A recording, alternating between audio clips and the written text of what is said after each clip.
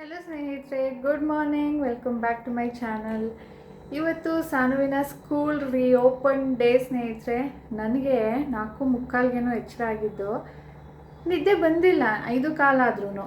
ಇನ್ನು 1 ಅವರಲ್ಲಿ ಹೇಳ್ಬೇಕಲ್ಲ ಅಂದ್ಬಿಟ್ಟು ಎಚ್ಚರನೇ ಇದ್ದೀನಿ ಯಾವಾಗಲಿಂದನೂ. ಇವತ್ತಿಗೆ ತಿಂಡಿಗೂ ಕೂಡ ದೋಸೆಗೆ ಹಾಕಿದ್ದೆ. ಆಮೇಲೆ ಚಟ್ನಿ ಮಾಡೋಣ, ಬೇಗ ಆಗುತ್ತೆ. ಫಸ್ಟ್ ಡೇ ಅಲ್ವಾ, ಹೇಳೋಕ್ಕಾಗುತ್ತೋ ಇಲ್ವೋ ನನಗೆ ಸಾನುಗಲ್ಲ, ನನಗೆ ಹೇಳೋಕ್ಕಾಗುತ್ತೋ ಇಲ್ವೋ. ಇಷ್ಟು ದಿನ ಯಾವಾಗಂದ್ರೆ ಅವಾಗ ಹೇಳ್ತಾ ಇದ್ದೆ. ಅಲಾರಾಮ್ ಆವಾಗ ಆಫ್ ಮಾಡಿದ್ದು, ನೆನ್ನೆ ಆನ್ ಮಾಡಿದ್ದೀನಿ ನೋಡಿ ಇನ್ನು. ಸೊ ಈ ಥರ ನಾನು ಇವತ್ತಿಗೆ ಫುಲ್ ಪ್ರಿಪೇರ್ ಆಗಿದೆ. ಸ್ನ್ಯಾಕ್ಸು, ಬ್ರೇಕ್ಫಾಸ್ಟು ಎಲ್ಲನೂ. ಸಾನು ನೆನ್ನೆ ರಾತ್ರಿ ಹೇಳಿದ್ಲು ನನಗೆ ಚಟ್ನಿ ಪುಡಿ ಜೊತೆ ಕೊಡು ದೋಸೆ ಅಂತ ಹೇಳ್ಬಿಟ್ಟು. ಸೊ ಚಟ್ನಿನೂ ಮಾಡೋಂಗಿಲ್ಲ ನಾನು, ಆದರೂ ಬೇಗ ಎಚ್ಚರ ಆಗೋಯ್ತು. ಇನ್ನೇನು ಮಾಡ್ತೀರಾ, ಬೇಡ ಬಿಡು, ಆಮೇಲೆ ಬೇಕಿದ್ರೆ ಮಲಗಿದ್ರೆ ಆಯಿತು ನಿದ್ದೆ ಬಂದಾಗ. ಇವಾಗ ಎದ್ದು ಸ್ವಲ್ಪ ಕೆಲಸಗಳು ಮಾಡ್ಕೊಳ್ಳೋಣ. ನೆನ್ನೆ ಎಡಿಟ್ ಮಾಡಬೇಕಿತ್ತ, ಎಡಿಟ್ ಫುಲ್ ಕಂಪ್ಲೀಟ್ ಆಗಿರಲಿಲ್ಲ. ಸರಿ, ಅದು ಆಗುತ್ತೆ, ಬೇಗ ಮಾಡಿಬಿಡೋಣ ಅಂದ್ಕೊಂಡು ಎದ್ದು ಎಡಿಟ್ ಮುಗಿಸಿ ಈಗ ಸಾನು ಕೂಡ ಎದ್ದಿದ್ದಾಳೆ, ಸ್ನಾನ ಮಾಡಿ ಬಂದಿದ್ದಾಳೆ. ಬನ್ನಿ ನೋಡೋಣ ಆಯಿತಾ ರೆಡಿ ಅಂತ ಹೇಳಿಬಿಟ್ಟು. ಯೇ, Sanu is ready with new school uniform, new tie, new uniform. ಏನಾಯಿತು ಇವಳಿಗೆ ನೋಡಿ ಎಷ್ಟು ದೊಡ್ಡದು ಕೊಟ್ಬಿಟ್ಟಿದ್ದಾರೆ ಅಂದ್ಬಿಟ್ಟು. ಹೋದ ಸರಿ ಎಲಾಸ್ಟಿಕ್ದಿತ್ತು, ಸುಮ್ಮನೆ ಸಿಗಾಕೊಂಡು ಹೋಗ್ತಾ ಇದ್ಲು. ಈಗ ಅದು ಈಗ ದೊಡ್ಡವರು ಬ್ಲೇಸರ್ ಜೊತೆ ಹಾಕ್ತಾರಲ್ಲ ಆ ಥರ ಟೈ ಲಾಸ್ಟ್ ಇಯರೇ ಇತ್ತು, ನಾನು ತೊಗೊಂಡಿರಲಿಲ್ಲ. ಅವ್ರು ಹೇಳಬೇಕಲ್ವ, ಹೇಳೇ ಇರಲಿಲ್ಲ. ನಾನು ಟೈ ಇದೆಯಲ್ಲ ಯಾಕೆಂದರೆ ತೊಗೊಂಡಿಲ್ಲ. ಆಮೇಲೆ ಇವ್ರು ಮ್ಯಾಮ್ ಹೇಳಿದ್ರಂತೆ ತೊಗೋಬೇಕು ಅಂತ. ಎಲ್ಲಿ ಹುಡ್ಕೊಂಡು ಹೋಗ್ತೀರಾ, ಇವರು ಡೀಲರ್ ಎಲ್ಲೋ ಇರ್ತಾರೆ, ಅದಕ್ಕೆ ಅದರಲ್ಲೇ ಕಳೆದ್ಲು. ಈಗ ತೊಗೊಂಡಿದ್ದಾಳೆ, ಅದಕ್ಕೆ ಕಷ್ಟ ಆಗ್ತಾಯಿದೆ, ಶೇಪ್ ಸರಿಯಾಗಿ ಬರ್ತಾಯಿಲ್ಲ. ಲೆಟ್ಸಿ ನೋಡೋಣ ಏನಾಗುತ್ತೆ.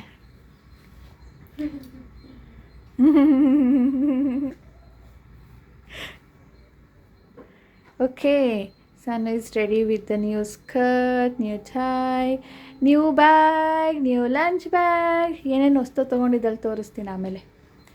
ಈಗ ಬಾ, ರೆಡಿಯಾಗಿ ಬಾ, ದೋಸೆಗೆ ಹಾಕಿ ಇಡ್ಲಾ?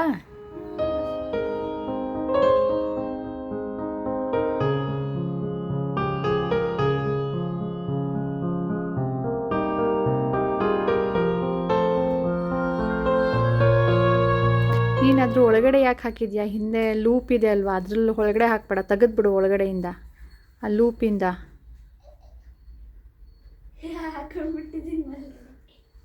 ಆಯಿತು, ನಡೀರಿ. ಸುನಾ, ನಾನು ನಿನಗಿನ್ನ ನೆನ್ನೆ ಇದನ್ನು ಎತ್ತು ಅಂತ ಹೇಳಿದ್ದು.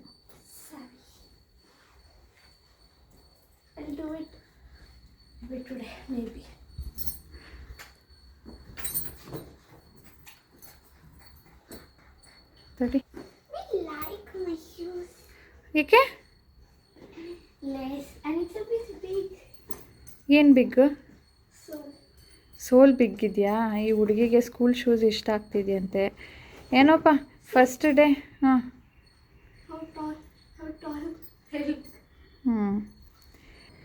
ಏನೋಪ್ಪ, ಖುಷಿಯಾಗಿ ಹೋಗು. All the best, do well, enjoy your academic year.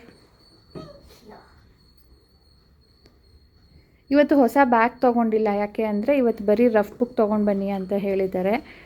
Lunch bag ಕೂಡ ತೊಗೊಂಡಿಲ್ಲ, ನಾಳೆಯಿಂದ ಲಂಚ್ ಬ್ಯಾಗ್ ತೊಗೊಂಡೋಗ್ಬೇಕು. ಹಾಂ, ಹೊಸ್ತೇನೆ. ಚಲೋ, ವಿಲ್ ಲೀವ್ ನಾವು. ಹಾಗೆ ಸ್ವಲ್ಪ ಸಾಮಾನು ಕೂಡ ತರಿಸ್ದೆ. ಈಗ ದಿನ ಸ್ನ್ಯಾಕ್ಗೆ ಏನು ಕೊಡೋದು ಅಂತ ಯೋಚನೆ ಮಾಡಬೇಕಲ್ಲ. ಸೊ ನೋಡಿ, ಇವತ್ತಿಗೆ ಪಾಪ್ಕಾರ್ನ್ ಕೊಟ್ಟಿದ್ದೆ, ನಾಳೆಗೆ ಆ್ಯಪಲ್ಲು, ನಾಡಿದ್ದಕ್ಕೆ ಮಂಡಕ್ಕಿ, ಇನ್ನು ನೆಕ್ಸ್ಟು ಕಾರ್ನ್, ಇನ್ನು ಒಂದು ದಿನಕ್ಕೆ ಗ್ರೇಪ್ಸ್ ಇದೆ, ಮ್ಯಾಂಗೋ ಇದೆ, ಅವಕಾಡೋ ಇದೆ. ಸೊ ಈ ಥರ ಪ್ಲ್ಯಾನ್ ಮಾಡಿ ತಂದಿದ್ದೀನಿ. ಇನ್ನು ಬಾಳೆಹಣ್ಣು ಸಾನು ತುಂಬ ದಿನ ಆಯಿತು ಅಂತಿದ್ಲು, ಸೊ ಬಾಳೆಹಣ್ಣು ತರಿಸಿದ್ದೀನಿ. ಸೊ ಇಷ್ಟು. ಸ್ಕೂಲ್ ಶುರು ಆದ ತಕ್ಷಣವೇ ಸ್ನ್ಯಾಕ್ಗೇನು ತಿಂಡಿಗೇನು ಪ್ಲ್ಯಾನಿಂಗ್ ಶುರು.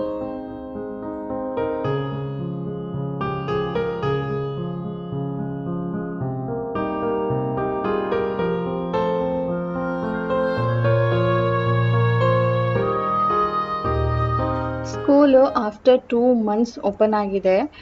ನಾನು ಹೋಗೋದಕ್ಕೇನೋ ಎಕ್ಸೈಟ್ಮೆಂಟ್ ಇತ್ತು, ಆದರೆ ಫುಲ್ ಫ್ಲೆಡ್ಜ್ ಆಗಿ ಸ್ಕೂಲಲ್ಲಿ ಓದೋದಕ್ಕೆ ಶುರು ಆಗುತ್ತೆ, ಬರೆಯೋದಕ್ಕೆ ಶುರು ಆಗುತ್ತೆ ಅನ್ನೋ ಥರ ಏನೂ ಇಲ್ಲ. ಇನ್ನು ಒಂದು ವಾರ ಅವ್ರಿಗೆ ಸ್ವಲ್ಪ ಫ್ರೀನೇ ಇರುತ್ತೆ. ಈ ವರ್ಷದ ಚಾಪ್ಟರ್ಸ್ ಎಲ್ಲ ಏನು ಶುರು ಮಾಡೋದಿಲ್ಲ. ಅದಕ್ಕೆ ನೆನ್ನೆ ಏನೇನು ಆಟಾಡ್ತಾ ಇದ್ಲೋ, ಲೈಕ್ ಪಝಲ್ಸ್ ಎಲ್ಲನೂ ಓಪನ್ ಬಿಟ್ಟಿದ್ದಾಳೆ. ಅವಳು ಆಟಾಡಬೇಕಾದ್ರೆ ಅವಳದು ಬ್ಯಾಕ್ ಪ್ಯಾಕ್ಸು, ಹ್ಯಾಂಡ್ ಬ್ಯಾಗ್ಸು ಎಲ್ಲನೂ ತೆಗೆದು ಸೋಫಾ ಮೇಲೆ ಇಟ್ಕೊಂಡಿರ್ತಾಳೆ. ಅಲ್ಲಿ ಇಲ್ಲಿ ಹರಡಿರ್ತಾಳೆ. ನಮ್ಮ ರೂಮ್ ಅಂತೂ ನೋಡಿಲ್ಲ ನೀವು, ಅದನ್ನು ತೋರ್ಸಕ್ಕೆ ಹೋಗಿಲ್ಲ, ಯಾಕಂದರೆ ಅಷ್ಟೊಂದು ಹರಡಿಟ್ಟಿದ್ದಾಳೆ. ಎಲ್ಲನೂ ಕಾರ್ಡ್ಬೋರ್ಡ್ ಇದ್ದರೆ ಅದನ್ನು ನನಗೆ ಬೇಕು, ಅದರಲ್ಲೇನೋ ಮಾಡ್ತೀನಿ ಅಂತಾಳೆ. ಒಂದು ಚೆನ್ನಾಗಿರೋ ಒಂದು ಫ್ಯಾನ್ಸಿ ಪೇಪರ್ ಸಿಕ್ಕಿದ್ರೆ ನಾನು ಇದರಲ್ಲೇನೋ ಮಾಡ್ತೀನಿ ಅಂತ ಒಂದು ಟಬ್ ತುಂಬಿಟ್ಕೊಂಡಿದ್ದಾಳೆ.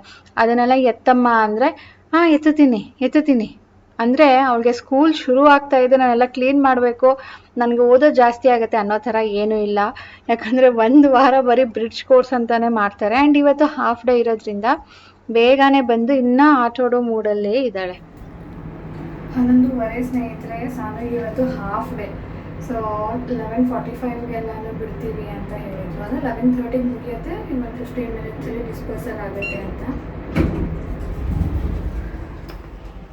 11:30 ಈಗ ಹೋಗೋದಕ್ಕೆ ಟೈಮ್ ಹಿಡಿಸುತ್ತೆ. ಆದ್ರೂ ಫಸ್ಟ್ ಡೇ ಅಲ್ವಾ, ಸ್ವಲ್ಪ ಡಿಸ್ಪೋಸಲ್ಗೆ ಟೈಮ್ ಎಕ್ಸ್ಟ್ರಾ ತೊಗೊಳ್ತಾರೆ. ಯೂಶ್ವಲಿ 15 ಮಿನಿಟ್ಸಲ್ಲಿ ಬಿಟ್ಬಿಡ್ತಾರೆ. 15 ಮಿನಿಟ್ಸ್ ಆಗುತ್ತೆ ಗೇಟ್ ಓಪನ್ ಮಾಡೋದಕ್ಕೆ. ಆದರೆ ಫಸ್ಟ್ ಡೇ ಅದಕ್ಕೆ ಸ್ವಲ್ಪ ಲೇಟ್ ಮಾಡ್ತಾರೆ ಅಂತ ನಾನೇ ಅಸ್ಯೂಮ್ ಮಾಡಿಕೊಂಡು ಸ್ವಲ್ಪ ಲೇಟಾಗಿ ಹೊರಟಿದ್ದೀನಿ. ಇಲ್ಲ ಅಂದರೂ ಏನು ವೇಟ್ ಮಾಡ್ತಾಳೆ, ಬಟ್ ನನಗೆ ಅವರ ಸ್ಕೂಲ್ ಮೇಲೆ ಫುಲ್ ಕಾನ್ಫಿಡೆನ್ಸ್ ಇದೆ, ಅವ್ರು ಲೇಟ್ ಮಾಡೇ ಮಾಡ್ತಾರೆ ಅಂತ. ಆ್ಯಂಡ್ ರೀಸೆಂಟಾಗಿ ಒಂದು 2-3 ಕಾಮೆಂಟ್ಸ್ ನೋಡಿದ್ದೆ. ಲೈಕ್ ನನ್ನ 2 ವೀಲರ್ ಹೊಸದಲ್ವಾ, ಜುಪಿಟರ್ ಇದು 110 cc. ಸೊ ಇದು ಎಷ್ಟು ಆ್ಯಾವ್ರೇಜ್ ಕೊಡ್ತಾ ಇದೆ ಅಂತ ಕೇಳಿದ್ರಿ. ಅವರು ತೊಗೊಳ್ಬೇಕಾದ್ರೆ ಹೇಳಿದ್ದು 45 ಅಂತ. 125 cc ತೊಗೊಂಡ್ರೆ 40 ಆ್ಯಾವ್ರೇಜ್ ಕೊಡುತ್ತೆ ಅಂತ. ನಂದು 110 45 ಕೊಡಬೇಕು, ಬಟ್ ಸ್ಟಿಲ್ 40 ಅರೌಂಡ್ ಕೊಡ್ತಾ ಇದೆ. ಇವಾಗ ನಾವು ಲೆಕ್ಕ ಹಾಕಿಲ್ಲ, ತೊಗೊಂಡಿದ್ದು ಹೊಸದ್ರಲ್ಲಿ ಒಂದು 2 ಸಾರಿ ಏನೋ ಚೆಕ್ ಮಾಡಿದ್ವಿ. ಫುಲ್ ಟ್ಯಾಂಕ್ ಮಾಡಿಸಿ ಖಾಲಿ ಆದಮೇಲೆ ಆ್ಯಾವ್ರೇಜ್ ಕ್ಯಾಲ್ಕುಲೇಟ್ ಮಾಡಿ ನೋಡಿದ್ವಿ, ಅರೌಂಡ್ 40 ಬರ್ತಾ ಇದೆ. ನಾವು 45 ಬರಬೇಕಲ್ವಾ ಅಂತ ಕೇಳೋದಕ್ಕೆ, ನೀವು ಹೇಗೆ ಓಡಿಸ್ತೀರಾ, ಹೇಗೆ ಗಾಡಿನ ಮೇಂಟೈನ್ ಮಾಡ್ತೀರಾ ಅದ್ರ ಮೇಲೆ ಡಿಪೆಂಡು ಅಂದರು. ಅಂದರೆ ಎಕೋ ಮೋಡಲ್ಲೇ ಓಡಿಸ್ಬೇಕು, ಜಾಸ್ತಿ ಬ್ರೇಕ್ ಮಾಡೋದು ಅಥವಾ ಸಡನ್ನಾಗಿ ರೇಸ್ ಮಾಡೋದು, ಸಡನ್ನಾಗಿ ಇಳಿಸೋದು, ಆ ಥರ ಎಲ್ಲ ಮಾಡಿದರೆ ಆ್ಯಾವ್ರೇಜ್ ಕಡಿಮೆ ಕೊಡುತ್ತಂತೆ ಅಂತ ಅವ್ರು ಹೇಳ್ತಾರೆ. ಸೊ ನಾನಂತೂ ಆ ಥರ ರೈಡ್ ಮಾಡೋದಿಲ್ಲ, ಯಾವಾಗಲೂ ಎಕೋ ಮೋಡಲ್ಲೇ ಹೋಗೋದು. ಬಟ್ ಸಮ್ಟೈಮ್ಸ್ ರಾಜೇಶ್ ಯೂಸ್ ಮಾಡ್ತಾರೆ, ಅವಾಗೇನಾದರೂ ಸ್ವಲ್ಪ ಆ್ಯಾವ್ರೇಜ್ ಕಡಿಮೆ ಕೊಡ್ತಾ ಇರ್ಬೋದು. ಬಟ್ ಅಟ್ ಪ್ರೆಸೆಂಟ್ ಅರೌಂಡ್ 40 ಅಂದ್ಕೊಳ್ಳಿ. ಇದು ನಾನು ತೊಗೊಂಡಿದ್ದು ಹೊಸದ್ರಲ್ಲಿ ಲೆಕ್ಕ ಹಾಕಿದ್ದು. ಇವಾಗ ಅದ್ರ ಬಗ್ಗೆ ಏನು ಯೋಚನೆ ಮಾಡ್ತಿಲ್ಲ, ತೊಗೊಂಡಾಯಿತು, ಇಷ್ಟು ಬರುತ್ತೆ ಅಂದ್ಕೊಂಡಿದ್ದೀವಿ ಅಷ್ಟೇ. ಸ್ನೇಹಿತರೆ, ಈಗ ಅಡುಗೆ ಮಾಡ್ತಾಯಿದ್ದೀನಿ. ಈಗ ಸ್ಕೂಲ್ ಶುರು ಆದಮೇಲೆ ನನ್ನ ರುಟೀನ್ ಫುಲ್ಲು ಚೇಂಜ್ ಆಗುತ್ತೆ. ಮೊದಲು ಸಮ್ಮರ್ ಇತ್ತಾ, ಸಮ್ಮರಲ್ಲಿ ಊಟದ ಟೈಮಿಂಗ್ಸ್ ಫಿಕ್ಸ್ ಇರ್ತಾಯಿತ್ತು, ತಿಂಡಿ ಟೈಮಿಂಗ್ಸ್ ಅಂತೂ ಫಿಕ್ಸ್ ಇರ್ತಾ ಇರಲಿಲ್ಲ. ಎಲ್ಲರೂ ಲೇಟಾಗಿ ಎದ್ದೋಳೋದು, ಸೊ ಲೇಟಾಗಿ ತಿಂಡಿ ಮಾಡು. ಮಧ್ಯಾಹ್ನ ಮಾತ್ರನೇ ಒಂದು ಟೈಮಲ್ಲಿ 3 ಜನನೂ ಕೂತ್ಕೊಂಡು ಊಟ ಮಾಡ್ತಾಯಿದ್ವಿ. ಸಮ್ಟೈಮ್ಸ್ ಸಾನು ಲೇಟಾಗಿ ಏನಾದರೂ ತಿಂಡಿ ಮಾಡಿದರೆ ಆಟಾಡ್ಕೊಂಡು ಇದ್ಬಿಡ್ತಾಯಿದ್ಲು. ಆಮೇಲೆ ಆವಾಗ ಅವಳಿಗೆ ಹೊಟ್ಟೆ ಹಸಿವಾಗುತ್ತೋ ಅವಾಗ ಬಂದು ತಿಂತಾಯಿದ್ಲು.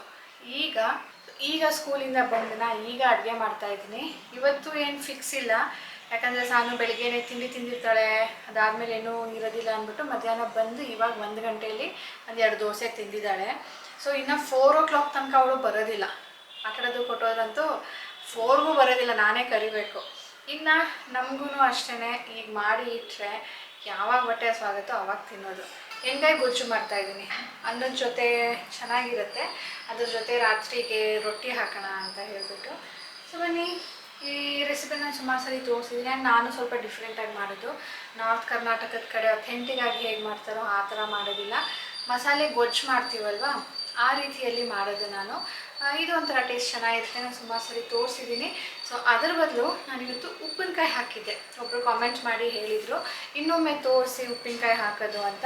ಸೊ ನಾನು ಫಸ್ಟ್ ಟೈಮ್ ಹಾಕಿದ್ದು ನಮ್ಮ ಮನೇಲಿ ಎಲ್ಲರಿಗೂ ತುಂಬಾ ಇಷ್ಟ ಆಯಿತು. ಎಸ್ಪೆಷಲಿ ರಾಜೇಶ್ಗಂತೂ ಮೊದಲು ಅಷ್ಟೊಂದು ಉಪ್ಪಿನಕಾಯಿನೇ ತಿಂತಾ ಇರಲಿಲ್ಲ. ಬಟ್ ಈಗ ಅದರ ಟೇಸ್ಟು ತುಂಬ ಚೆನ್ನಾಗಿದೆ ಅಂದ್ಬಿಟ್ಟು ತಿಂಡಿಗೂ ಮಧ್ಯಾಹ್ನ ಊಟಕ್ಕೂ. ರಾತ್ರಿ ನಾವು ರೊಟ್ಟಿ ಚಪಾತಿ ತಿನ್ನೋದ್ರಿಂದ ಅವಾಗೇನು ತೊಗೊಳೋದಿಲ್ಲ. ಬಟ್ 2 ಹೊತ್ತೂ ತಿಂದು ಅದನ್ನು ಖಾಲಿ ಮಾಡಿದ್ದಾರೆ. ಸೊ ಇನ್ನು 2 ತಂದಿದ್ರು ಊರಿಂದ, ಸೊ ಅದ್ರಲ್ಲಿ ಹಾಕಿದ್ದೀನಿ. ಸೊ ಆ ವಿಡಿಯೋ ನಾನು ನಿಮ್ಮ ಜೊತೆ ಇವತ್ತು ಶೇರ್ ಮಾಡ್ತಾ ಇದ್ದೀನಿ. ನೋಡಿ, ಟೇಸ್ಟಿಯಾಗಿರುತ್ತೆ, ನೀವು ಕೂಡ ಮಾಡಿ ಟ್ರೈ ಮಾಡಿ. ಈಗ ಮೊದಲಿಗೆ ಸ್ವಲ್ಪ ಮಸಾಲೆನ ಹುರ್ಕೊಳ್ಬೇಕು. ಅದ್ರ ಮುಂಚೆ ನಾನು ಮಾವಿನಕಾಯಿನ 3 ದಿನದ ಹಿಂದೆನೆ ಕಟ್ ಮಾಡಿ ಉಪ್ಪು ಹಾಕಿ ಇಟ್ಟಿದ್ದೆ. ಈಗ ಸಿಪ್ಪೆ ನೋಡ್ಬೋದು, ಡಾರ್ಕ್ ಗ್ರೀನಿಂದ ಹೇಗೆ ಲೈಟ್ ಗ್ರೀನ್ ಆಗಿದೆ ಅಂತ ಹೇಳ್ಬಿಟ್ಟು. ಅಂದರೆ ಇದು ಸ್ವಲ್ಪ ಸಾಫ್ಟ್ ಆಗಿರುತ್ತೆ. ಅದರಲ್ಲಿ ನೀರಿದೆ, ಆ ಉಪ್ಪು ನೀರು ಹುಳಿ ಬಿಟ್ಕೊಂಡಿರತ್ತೆ. ಅದನ್ನು ಬೇಕಿದ್ರೆ ಇಟ್ಕೊಳ್ಬೋದು, ಅಥವಾ ನೀವು ತುಂಬಾ ಹುಳಿ ಆಗುತ್ತೆ ಅನ್ನೋಂಗಿದೆ ಡಿಸ್ಕಾರ್ಡ್ ಮಾಡ್ಬೋದು. 3 ದಿನದಿಂದನೂ ಮಿಕ್ಸ್ ಮಾಡ್ತಾ ಇದ್ದೆ ಡೈಲಿ ಒನ್ಸ್. ಸೊ ಈಗ ಮಸಾಲೆಗೆ ನಿಮಗೆ ಎಷ್ಟು ಮಸಾಲೆ ಜಾಸ್ತಿ ಬೇಕೋ ಕಡಿಮೆ ಬೇಕೋ ಅಷ್ಟು ಸಾಸಿವೆನ ಹುರ್ಕೊಳ್ಬೇಕು. ಚಟಪಟ ಅಂತ ಇದೆ. ಈಗ ಇದನ್ನು ಇಳಿಸ್ಕೊಳ್ತೀನಿ. ನೆಕ್ಸ್ಟ್ ನಾವು ಎಷ್ಟು ಸಾಸಿವೆ ಹಾಕೊಂಡ್ವೋ ಅಷ್ಟೇ ಮೆಂತ್ಯ ಕೂಡ ಹುರ್ಕೊಳ್ಬೇಕು.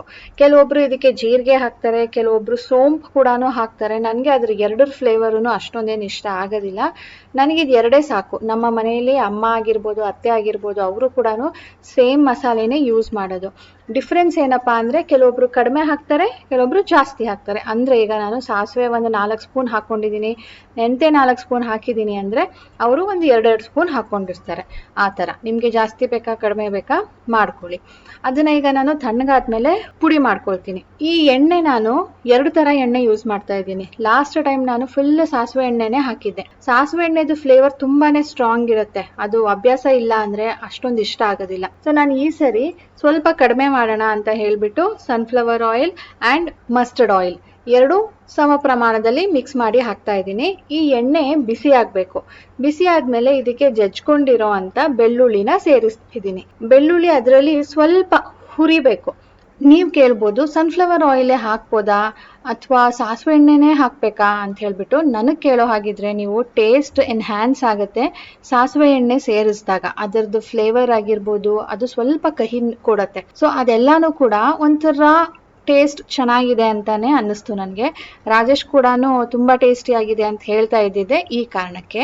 ಎಣ್ಣೆದು ಫ್ಲೇವರ್ ಇತ್ತು ಅಂತ. ಎಣ್ಣೆ ಕಡಿಮೆ ಅಂತ ಅನ್ಸಿದ್ರೆ ಆಮೇಲೆ ಕೂಡ ಹಾಕ್ಕೊಳ್ಬೋದು, 1-2 ದಿನ ಆದ್ಮೇಲೆ ಕೂಡ. ಸೊ ಸ್ವಲ್ಪ ನಾರ್ಮಲ್ ಆಗಿ ಹಾಕ್ಕೊಂಡಿರಿ. ಈಗ ಪುಡಿನ ನಾನು ಮಿಕ್ಸಿ ಮಾಡ್ಕೊಂಡಿದ್ದೀನಿ. ಅದ್ರ ಜೊತೆ ಒಂದು 2-3 ಬ್ಯಾಡಗಿ ಮೆಣಸಿನ್ಕಾಯಿ ಕೂಡ ಸೇರಿಸಿ ಪುಡಿ ಮಾಡ್ಕೊಂಡಿದ್ದೀನಿ, ಕಲರ್ ಚೆನ್ನಾಗಿ ಬರಲಿ ಅಂತ ಹೇಳ್ಬಿಟ್ಟು.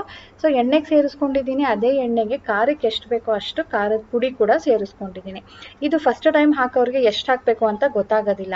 ಸೊ ಪರವಾಗಿಲ್ಲ, ಸ್ವಲ್ಪ ಹೆಚ್ಚು ಕಡಿಮೆ ಆದರೂ ನಡೆಯುತ್ತೆ.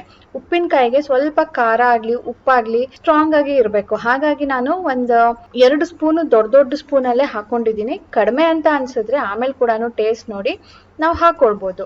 ಯಾಕಂದ್ರೆ ಉಪ್ಪಿನಕಾಯಿ ಏನು ಒಂದೇ ದಿನದಲ್ಲಿ ಖಾಲಿ ಆಗೋದಿಲ್ಲ, ತುಂಬಾ ದಿನ ಇಡಬೇಕಲ್ವಾ, ನಡೆಯುತ್ತೆ. ಇದಕ್ಕೆ ನಾನು ಈಗ ಸೇರಿಸ್ಕೊಂಡು ಮಿಕ್ಸ್ ಮಾಡಿ ಇಟ್ಬಿಡ್ತೀನಿ. ಒಂದು 2-3 ಡೇಸ್ ಫ್ರಿಡ್ಜ್ ಹೊರಗಡೆ ಇಟ್ಟಿರ್ತೀನಿ. ಅದಾದ್ಮೇಲೆ ಇದು ಕಲರ್ ಚೇಂಜ್ ಆಗಿರುತ್ತೆ, ಚೆನ್ನಾಗಿ ಕೋಟ್ ಆಗಿರುತ್ತೆ. ಆಗ ನಾನು ಇದನ್ನ ಫ್ರಿಡ್ಜ್ ಒಳಗಡೆ ಇಟ್ಕೊಳ್ತೀನಿ. ಸ್ವಿಮ್ ಸೂಟಲ್ಲೂ ನನಗೆ ಈ ಥರ ಇಷ್ಟ, ಆ ಥರ ಇಷ್ಟ. ಇದು ಯಾಕೋ ಹಿಂಗೆ ಕಾಣ್ತಿದೆ ಹಂಗೆ ಕಾಣ್ತಿದೆ. ತೊಗೊಂಡು ಅದು ಇಟ್ಟುನೇ ಎಲಾಸ್ಟಿಕ್ ಎಲ್ಲನೂ ಲೂಸ್ ಆಗಿಬಿಟ್ಟಿದೆ. ಹೋದ ವರ್ಷ ಇಲ್ಲ ಕ್ರೂಸ್ಗೆ ಹೋಗ್ಬೇಕಾದ್ರೆ ತೊಗೊಂಡಿದ್ದು 24ಅಲ್ಲಿ 2 ಇಯರ್ಸ್ ಆಯಿತು ಯೂಸ್ ಮಾಡಿರೋದು. ಬರೀ ಕ್ರೂಸಲ್ಲಿ ಮಾತ್ರ. ಡೋಮ್ ರೆಸಾರ್ಟಲ್ಲಿ ಯೂಸ್ ಮಾಡೋಳಂತೆ. ಸಾನು ಹಾಕಿರುವಂಥ ಸ್ವಿಮ್ ಸೂಟು ಇವಾಗ ಹೊಸದಾಗಿ ತೊಗೊಂಡಿರೋದು. ಯಾಕೆ ಅಂದರೆ ಅವಳಿಗೆ ಸ್ವಿಮ್ಮಿಂಗ್ ಕ್ಲಾಸಿಗೆ ಸೇರಿಸ್ಬಿಟ್ಟಿದ್ದೀವಿ. ಅವಳು ಏನಾದರೂ ಮಾಡು ನೀನು ಕಲೀಲೇಬೇಕು ಅಂತ ಹೇಳಿಬಿಟ್ಟು. ತುಂಬ ದಿನ ಆಯಿತು ಸಮ್ಮರ್ ಕ್ಯಾಂಪ್ ಅಂತ ಸೇರಿಸಿದ್ದು. ಸೊ ಇನ್ನೇನು 1 ವಾರ ಇದೆ. ನಾನು ಇವತ್ತು ನಿಮ್ಮ ಜೊತೆ ಶೇರ್ ಮಾಡ್ತಾ ಇದ್ದೀನಿ. ಇದು 21 ಡೇಸ್ದು ಕ್ಯಾಂಪ್ ಇದು. ಸೊ ಇದರಲ್ಲಿ ಅವರು ಬೇಸಿಕ್ ಹೇಳ್ಕೊಡ್ತಾರೆ. ಬೇಕಿದ್ರೆ ನಾವು ಆಮೇಲೆ ಮತ್ತೆ ಕಂಟಿನ್ಯೂ ಮಾಡ್ಬೋದು. ಸೊ ಈಗ ಇದರೊಂದಿಗೆ ಇವತ್ತಿನ ವ್ಲಾಗ್ ಕೂಡ ಎಂಡ್ ಮಾಡ್ತಾ ಇದ್ದೀನಿ ಸ್ನೇಹಿತರೆ. ಸಿಗೋಣ ಮುಂದಿನ ವ್ಲಾಗ್ನೊಂದಿಗೆ. Until then bye bye, take care and please ಇವತ್ತಿನ ವಿಡಿಯೋ ಇಷ್ಟ ಆಗಿದ್ರೆ ಲೈಕ್ ಮಾಡೋದನ್ನು ಮರಿಬೇಡಿ. ಬಾಯ್ ಸ್ನೇಹಿತರೆ, it motivates me a lot. Thank you for watching.